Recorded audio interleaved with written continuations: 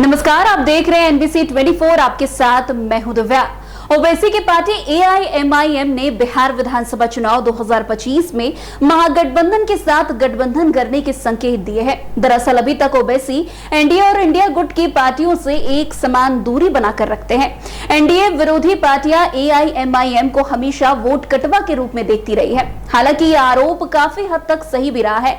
AIMIM के चलते NDA के आगे विपक्ष कमजोर हो जाता रहा है। कई ऐसे उदाहरण हैं कि AIMIM के चलते विपक्ष को कई सीटों से हाथ धोना पड़ा है, पर विपक्ष खुद भी AIMIM से निश्चित दूरी बनाकर रहना चाहता है। उसे पता है कि अगर ओवैसी को हम अपने साथ लाएंगे तो मुसलमानों के साथ उनके कोर वोट पर डाका पड़ जाएगा। पर जिस तरह से ऑपरेशन सिंदूर के बाद ओवैसी ने इंडिया गुट के अन्य दलों के मुकाबले खुद को जिम्मेदार राष्ट्रभक्त के रूप में पेश किया है, उससे उनकी लोकप्रियता में बढ़ोतरी हुई है। बिहार के सीमांचल एरिया में AIMIM का प्रभाव जबरदस्त है। मुस्लिम बहुल इस एरिया में कांग्रेस की भी अच्छी पकड़ है। आइए देखते हैं इस खबर में कि बिहार में AIMIM की नई रणनीति से बीजेपी को कितना नुकसान होने की संभावना बन रही है। आपको बता दें, AIMIM के राष्ट्रीय प्रवक्ता आदिल हसन ने मई 2025 में इंडियन एक्सप्रेस से कहा है कि उनकी पार्टी महागठबंधन के साथ गठबंधन करने में रुचि रखती है। उन्होंने साफ कहा कि हमारी विचारधारा बीजेपी को हराना और बिहार को सशक्त बनाना है। हम चाहते हैं कि महागठबंधन AIMIM को साथ लेकर चले। इसके लिए पार्टी कुछ कम सीटों पर लड़ने के लिए भी तैयार है।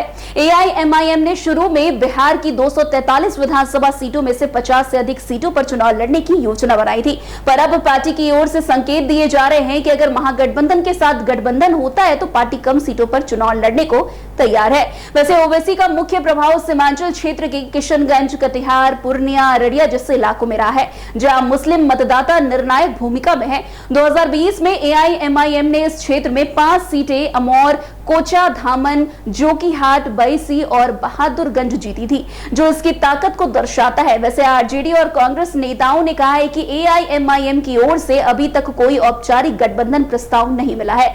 जाहिर है कि ये महागठबंधन के दलों की ओर से ओवैसी को लेकर उदासीनता भी है। दरअसल आरजेडी और कांग्रेस AIMIM के साथ गठबंधन को लेकर सतर्क है और वो कभी नहीं चाहेगी कि असदुद्दीन ओवैसी महागठबंधन में शामिल हो, क्योंकि आरजेडी, कांग्रेस, समाजवादी पार्टी आदि दल AIMIM को अतीत में बीजेपी की बी टीम और वोट कटवा कहकर उसे बदनाम करती रही है।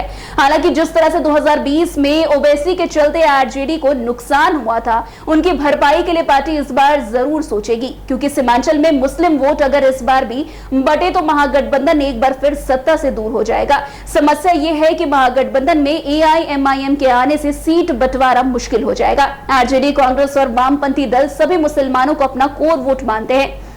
वैसे AIMIM के शामिल होने से महागठबंधन को मुस्लिम वोटों को एकजुट करने में मदद तो मिलेगी, पर कांग्रेस, आरजेडी आदि के हाथों से हमेशा के लिए उनका मुस्लिम वोट बैंक जो है छिटकने का खतरा पैदा हो जाएगा। वैसे आपको बता दें, 2020 के बिहार विधानसभा चुनाव में AIMIM ने 18 सीटों पर चुनाव लड़ा था और 5 सीटें जीती थी। हालांकि बाद में उनके 4 विधायक राजद में शामिल हो गए, जिससे पार्टी को बड़ा झटका लगा था। वहीं वर्तमान में अख्तरुल इमाम AIMIM के एकमात्र विधायक बचे हैं।